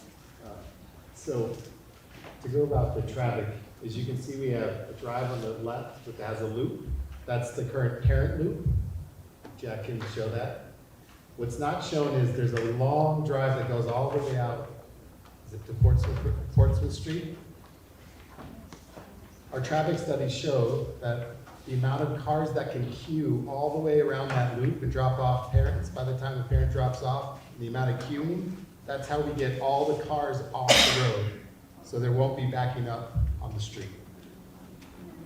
On the right side, South Curtisville, this is where the buses would go. So the buses come in and drop off here. This is how we separate the bus and the traffic, which was the #1 thing that the traffic study told us to do. And that was because of the safety of kids with buses and crossing parent traffic. Right now at Runlet, there's a road that goes right through the middle of the school that has both buses and parents going by, and it's 3 car lanes sometimes wide, which is very dangerous, and that was identified as something that was a significant issue at Runlet. So this is a result of looking at what was happening at Runlet, and some of the designs we looked at Runlet, we looked to try to separate them as well. So this is something we brought to this site as well, for safety. And put me up a Runlet now. I can't remember, and I've been trying to watch this very closely about what is the actual cost of doing Runlet. Of redoing? Redoing Runlet. So the estimates haven't been updated. If we were going to renovate, Demolish and start over. How much would that cost? Right, and start over or else it was slightly more than this. Slightly more than, about 5 million more than doing it over. So 5 million versus killing all of this nature is worth it to you guys. Right. We're not Because talking I grew up 500. on those woods. That is my backyard over there. That's a drop in the bucket. 5 million in comparison to these And I numbers. bet a lot of people here would be willing to put money towards that 5 million than to see you take up all I this think land. as a number of board members talked about, and I'll let anyone add, that Cost was one of the factors, it was not the only factor. What about environment? That still hasn't been talked about. And I think we talked about it, and again. When did you talk about it? You talked about children. Sorry. Yeah, that's not an issue. I think Mr. Cotton gave an extensive answer about the environment. Do any board members have anything? Our next, I wasn't finished. Oh, I'm sorry. That's okay. I'm very concerned that I'll leave that one for later. Wait a second, just one more here. Oh dear.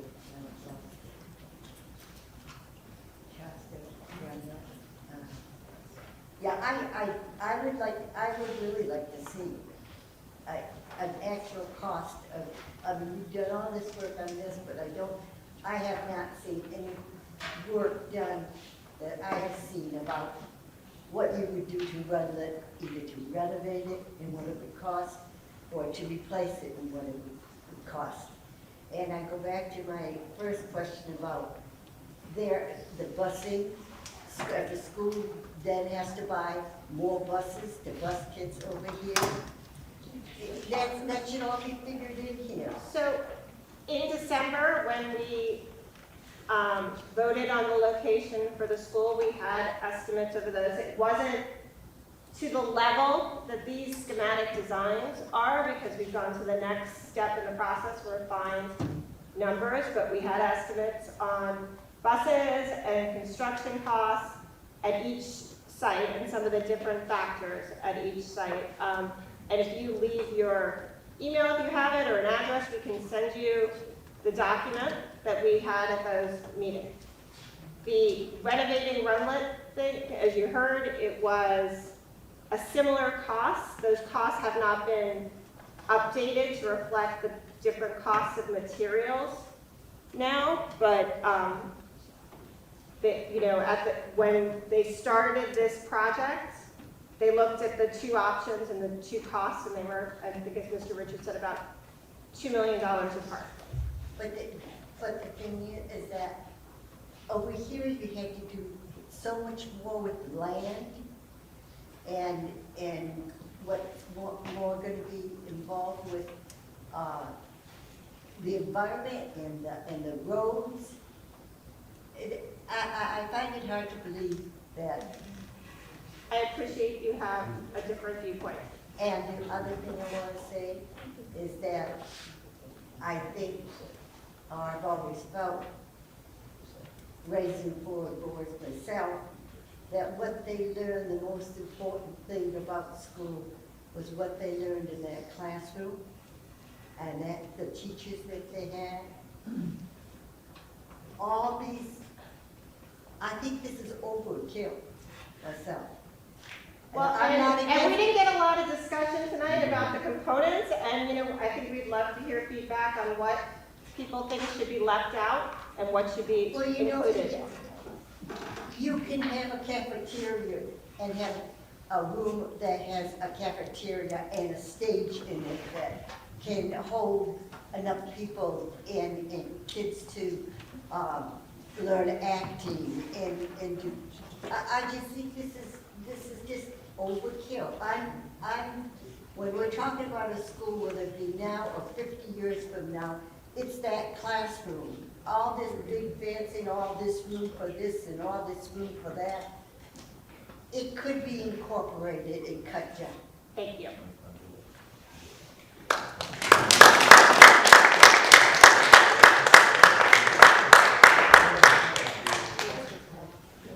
Do any of the board members have anything they want to add before we wrap? Can I add one thing? Oh, yes. We did have one piece of public testimony that was submitted as an email to the board that will be added to the record. It encourages us to include creating a new performing arts center at the high school as part of this project. Instead of, yeah, not full. Yeah. I didn't, again, Liz Boucher, I didn't make the vote on December 6th, but we have made a decision as a board to move forward. And now we need to focus on how to reduce that cost for what we're looking at. So I would love to hear testimony on people's opinions of, do we need an auditorium? Do we need field space? This is what we really need help on. This is what I'm seeking for input to help me make future votes. So I would encourage you again to review past meetings that we've had. We talked about a lot of this in these meetings, especially in the sustainability, the program committee, the building committee meetings, as well as please think about what the choices are that we're looking at in terms of continuing with this design, and we need your input. I would appreciate it to help with my vote. Thank you. No, but I think we have one more. My name's Matthew Paul, I'm on South Curtisville Road. I just have a selfish question. How many board members here live within 3 miles of this proposed building site? I mean, I don't live in the east end, but it's within 3 miles. I was just curious because I've gone to several of these meetings. Just a piece of information I wanted to know. Yeah, for sure. Thank you. You're going to be the very last person to ask. Real quick, I'm looking at this site map, and I see Millbrook and Broken Ground, 1-story buildings for 6 grades. Then I look at that big white monstrosity, 3 stories high for 3 grades. We need to cut something out of this. Well, it's also serving the entire city as opposed to that, and they have they move classes in these grades, so it does have more classroom space. But we would, again, as Ms. Boucher said, we'd love to hear feedback on what people think should not be in the building and what should be.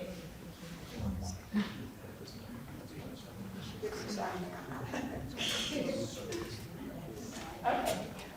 I wasn't going to talk at all. It's the first time I've been to any of these, but now I can't not talk. 4 things I'll try to be concise about. I'm 82 years old. I'm on a fixed budget, of course, at my age. I'm physically able to stay in my home. I can upstairs, cellar, everything. If anything drives me out of my home, it'll probably be financial. And to watch my taxes go up and up and up is disturbing. I'm concerned about the trees you're going to cut down. We need the trees to breathe. I think they're rather important. I think it's a shame to destroy that beautiful area by building there. I'm concerned about traffic. I live down at the south end, between Broadway and South, and there isn't all that much traffic on Broadway and South. People don't go much beyond when they're going south on South Street. They're maybe going to Bow, but there's not heavy traffic on South Street or Broadway ever. I had a minor accident on Loudon Road last year when somebody hit my blind spot when I tried to pull around somebody else. It's a very, very dangerous road. Loudon Road's probably one of the most dangerous roads in the city, and you're going to have more heavy traffic there. And I have questions about, I don't know, my middle school was where Krista McAuliffe is now, and that's been many schools, starting out as a high school, and then it was my 7th and 8th grade.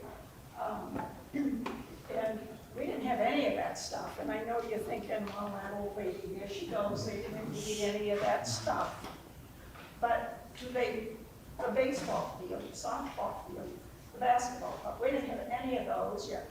Somehow my husband excelled in athletics in high school after leaving there. At the multi-purpose field, we only had, I think, a paved yard there. The track, the outdoor classroom, I'm not sure what that is, but the women of my class donated an outdoor classroom to Concord High School back about 10 years ago, and it's just sitting there falling apart. Nobody's ever used it for anything. The circular thing there as you walk up to the school, There was a nice little statue there, that's been destroyed. So I'm wondering how much use your outdoor, I don't know what your outdoor classroom is going to be, but I hope it's going to be something very usable. And there's no, kids aren't in school during the summer. They play Little League baseball, softball field. Usually, we used to play softball field on the baseball field. I'm just wondering why you need all of those. Tell me what they do during the summer to use a track and all of that outdoor stuff, please. So the items that you see are when the district did roundtables and visioning sessions, and these are things some community members said they wanted, which is why there are options, but we do have a very robust after-school program at Runlet that keeps kids in safe places and keeps them busy and athletic. I think that is why folks looked at wanting to see those expanded. Hi, I'm Brenda Hastings, and I wanted to just also chime in that my understanding is that the fields that are currently part of the new middle school are fields that would be replaced because they're already at Runlet. The only new things on the fields would be the turf and the track. There's not currently a track at Runlet, and there's not currently a turf field, obviously. So those would be new things that we would look at, do we really need that? Our students do use them. We have an awful lot of our students, we have 7 soccer teams, is that right? 6, yeah, 6 6 soccer teams in the fall. And these students do play year-round now. If you go to any of the parks, you can see that students and children are playing organized They play sport. Little League, but I didn't know they They had do. school We baseball. how many teams did you think you could field for baseball? We haven't talked in depth in detail, but at least, maybe at least one baseball team and softball team. And I do want to mention, what's changed is I'm going to have probably about 150 kids in summer school this year at Runlet Middle School. So that's something that's also changed dramatically over the years where, we program for our kids year round. I'm using my cafeteria voice. Yes, but that doesn't count for television to the cafeteria. Oh, sorry. So again, one of the things being Gary Shire Middle School principal, really good questions. These are programs like kids are currently participating in that we're all very proud of. And for example, even summer school, right? I have approximately 150 students who are going to be participating in a summer program at our middle school starting July 1st. So a lot of things have changed. Again, I'm not being critical, but the building was built in 1957. And I do want to share with anyone here publicly, if you have questions or would like to see the middle school, I'm around all summer. I'd be more than happy to, walk you around. And I do want to assure you, we're really big on community service model with our kids, for example. And our kids are good student leaders. So, over here at this site, I'll be very public about this. Our kids are going to be stewards of the land when we talk about things like trees. We're going to talk to our kids about planting new trees and things like that. So our kids are passionate about those important issues. That's why we're talking about things like, solar power. And how can we talk about sustainability? How can we be a net zero school in our community? How can we do a better job in terms of recycling and sustainability? Things that are very, very important that we want our kids to put hands-on and in practice doing in our school community. So. How will it affect the traffic on Loudon Road? I'm sure that's been studied and answered several times, but. On Loudon Road? Yeah, I mean, people are gonna be more traffic on Loudon Road with another bigger school over there. To get to the site, you either have to go on, you've got to go on East Side Drive, go Kurtzville, you've got to go on Portsmouth Street, Old Loudon Road, or Loudon Road, or the coming across on the airport road. That's the only way you can get into that whole area. And the state is also putting how many thousand people or more are in that facility are going at the same time. Don't know, the this, buses have to come up Loudon Road? from well, the and city? our buses go that way now to go to the south end. Not So, as many as will need to come. but, you know, we continue to work with the city to refine the traffic study, and, you know, within the parameters. When we did the traffic study, the first thing we did was we sat down with the city, and we had our traffic engineer there, and they sat down to talk about the extents of where we would need to study for the traffic impact. And that was based on what the city recommended. So the city recommended the extent of the traffic study. The city recommended the extent of the traffic study. So all the roads we've studied getting to this site are based on the city's requirements and their analysis of where they felt the roads would be impacted, potentially impacted, I should say. Okay, thank you very much. If you have additional, Just one more quick comment on the fields issue that you were talking about. We have talked about that to some degree. And one thing we'd like some input on, you know, there are athletic fields at Merrill Park. There are athletics at Terrell Park. There are other athletic fields around the city. But how are the kids from the new middle school going to get there? Are they going to walk to Merrill Park? I don't know. Are they going to take a bus? So, you know, do we build athletic fields next to the school? Do we use existing fields? We'd love some input on that from you folks, because, I mean, there is a cost involved, but busing also has a cost. So think about that. and you can give input next Tuesday at 6 o'clock at the high school auditorium. You can also email us at concordinfo@sau8.org, and that gets distributed to all members of the board. Thank you. Thank you.